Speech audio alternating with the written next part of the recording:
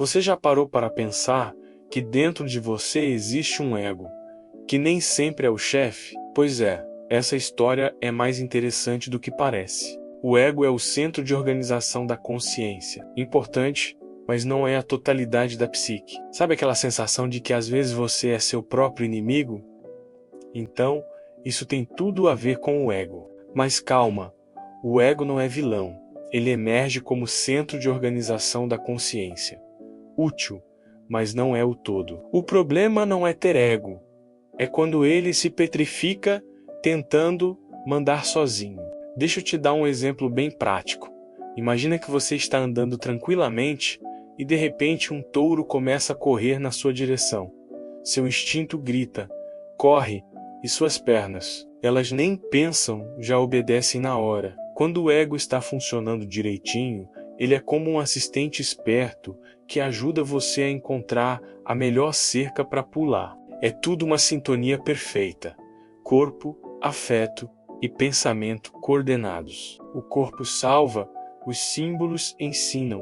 Depois de escapar, começa o trabalho simbólico. O ego escuta a imagem e o afeto que a situação despertou.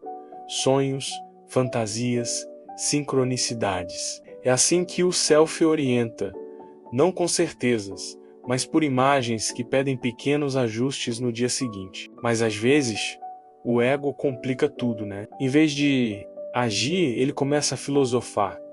Será que esse touro está mesmo correndo? Qual seria a velocidade média de um touro? Deixa eu calcular a trajetória.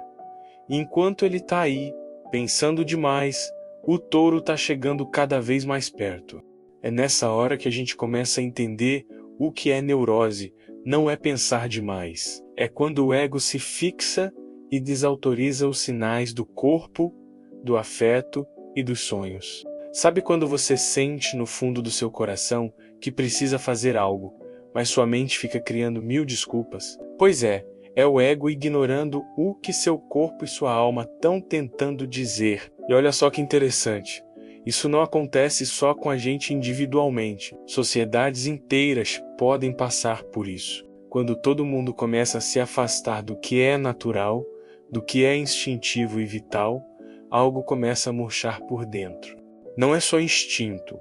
Também perdemos a imaginação simbólica e a capacidade afetiva. E é como uma planta que deixa de receber luz solar, vai perdendo a vida aos pouquinhos. Mas toda história tem seu herói, não é mesmo? Nos mitos antigos, o herói sempre representa aquele ego que aprendeu a ouvir algo maior. O si mesmo, a tendência da psique é a totalidade que orienta e compensa, não um oráculo infalível. É como se fosse uma orientação interna que ajuda a reequilibrar o caminho quando a gente está perdido. O herói é aquele que submete a vontade do ego à direção do si mesmo.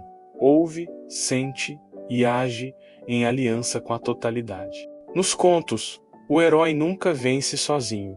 Ele recebe ajuda do velho sábio, de animais ajudantes e da ânima, ânimas, figuras do inconsciente que trazem a medida certa para o ego. É como um maestro que consegue fazer todos os instrumentos tocarem em harmonia.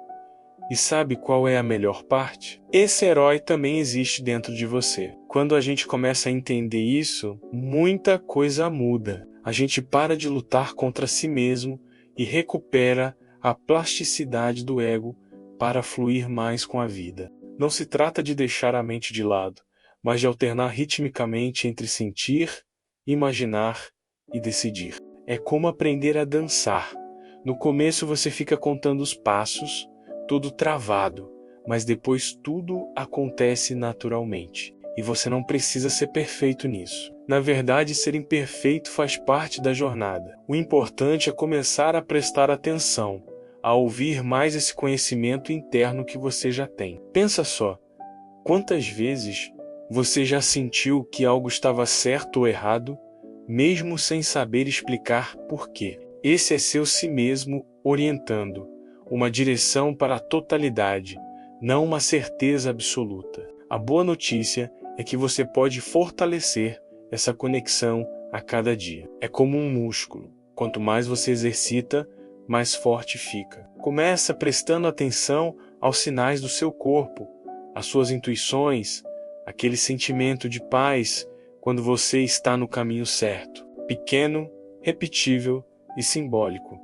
É assim que o ego aprende a dançar com o si mesmo. E lembra, você não está sozinho nessa jornada. Todos nós estamos aprendendo a equilibrar o ego e a escutar o si mesmo, a ser os heróis das nossas próprias histórias. Evite literalizar o si mesmo como voz perfeita. Ele orienta por imagens e compensações. Se esse conteúdo te ajudou de alguma forma, deixa seu like e se inscreve no canal. Compartilha também com alguém que você acha que precisa ouvir isso. Juntos, a gente vai descobrindo cada vez mais sobre essa incrível jornada de autoconhecimento. Até o próximo vídeo.